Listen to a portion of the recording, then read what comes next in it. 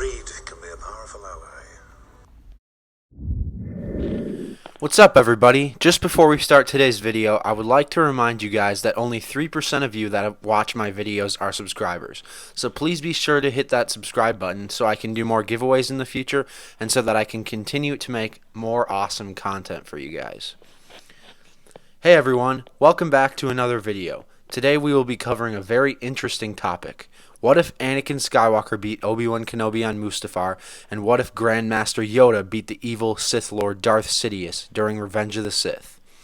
This fanfiction will be a very interesting and entertaining video, so sit back and relax while you listen to an idea that could change the Skywalker saga forever.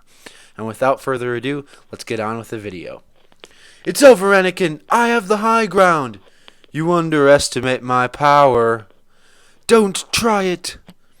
Suddenly, Anakin jumped up the lava bank closer to Obi-Wan. The two continued their very intense and energetic battle. Anakin and Obi-Wan would go hand to hand, blow for blow, neither of them being able to exploit a weakness in the other's defenses. After all, they had trained and sparred together for the last 13 years. Of course they knew each other's moves. But now Anakin would do something unexpected. Suddenly, Anakin flipped over Obi-Wan.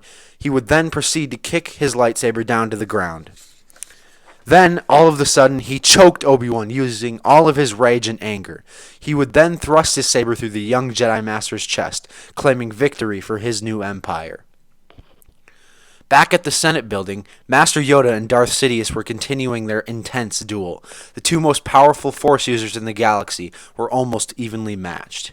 Suddenly, Palpatine raised his evil hand to shoot a powerful blast of Force lightning at the Grand Master.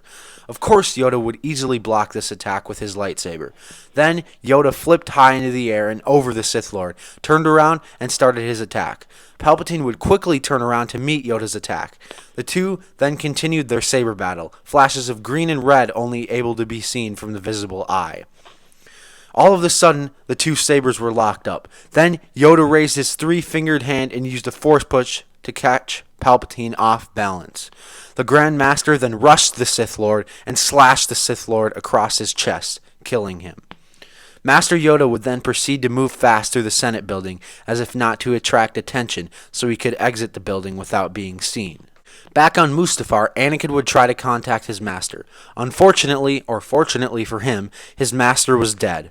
But Anakin had to be sure, so he would venture to Coruscant with his unconscious wife.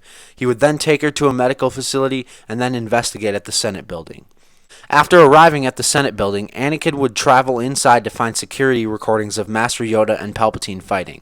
After seeing these, he knew what he had to do. He would hunt down his old master and make him suffer for his failures to help Anakin. At this point, Yoda knew that Obi-Wan had failed and that he was dead. It was now his duty to destroy the Sith.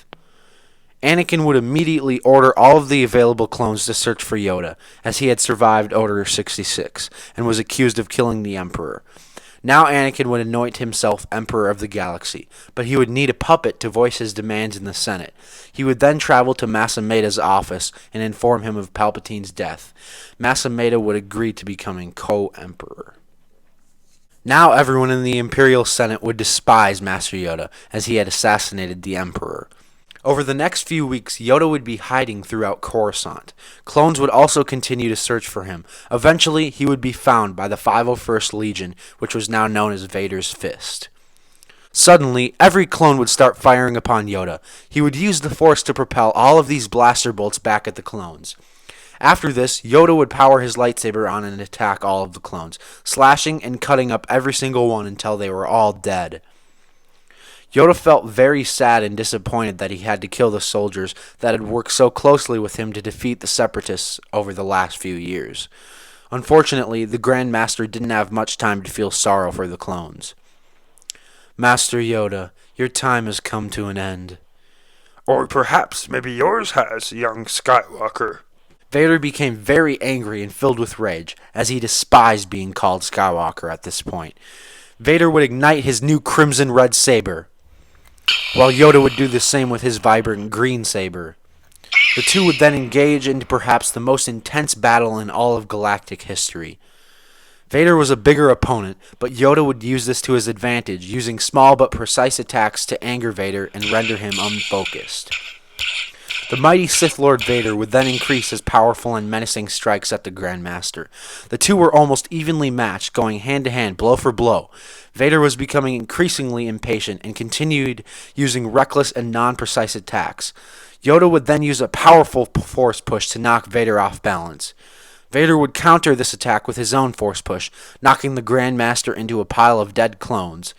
The Sith Lord then moved slowly but menacingly toward Yoda, but little did he know that the Grand Master had faked being unconscious. Suddenly, Yoda flipped back up onto his feet and began attacking at Vader once more.